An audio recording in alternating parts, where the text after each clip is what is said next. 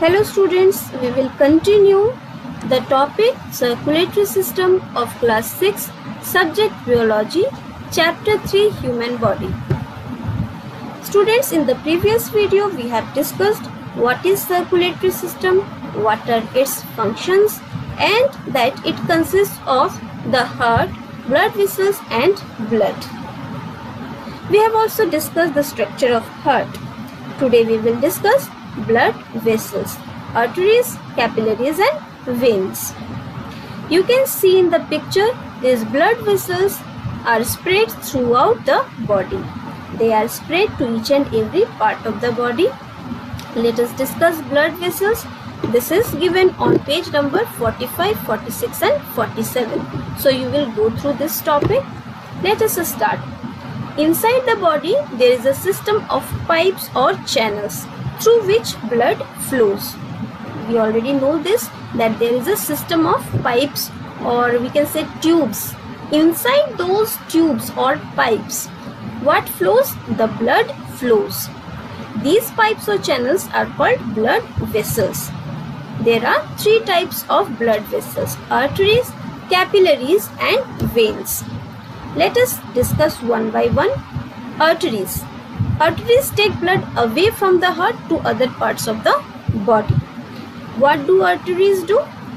Arteries take the blood away from the heart, to the hands, to the legs, to the head. So arteries are the blood vessels which carry blood away from the heart to other parts of the body. Arteries have thick elastic walls. As you can see, this is a cross section of artery. This is the wall and this is the lumen. In this lumen the blood flows, and this is the wall. As you can see, it is very thick and it is elastic also. Arteries carry oxygenated blood, the blood that contains oxygen. But there is one exception: lung artery. Lung artery contains deoxygenated blood, that means the blood that contains carbon dioxide, or it is devoid of oxygen. Then arteries do not have any valves. We have discussed valves. Valves are the structures that allow the blood to flow only in one direction, but arteries do not have any valve. Now what is blood pressure? The high pressure of blood strongly pushes the thick artery walls. The blood that flows in this lumen, they push this wall of the arteries. This force exerted by the blood on the walls of the blood vessel is called blood pressure. This is the blood pressure. Here blood flows and then the blood push these walls, and that is called blood pressure. Now what is pulse? The walls stretch and shrink as the blood passes by. As the blood passes by in the lumen, this elastic wall stretch and shrink. This stretching or shrinking, this throbbing caused by the blood flowing through the arteries is called pulse. The activities 3.4 and 3.5 are related to pulse, counting of pulse. You will go through these activities. We will also discuss in our videos. Then come to the capillaries. When an artery reaches an organ, it splits into smaller and smaller vessels. As you can see, this is artery. When it reaches the organ, it redivides into very thin vessels. The smallest vessels, the thinnest vessels are called the capillaries.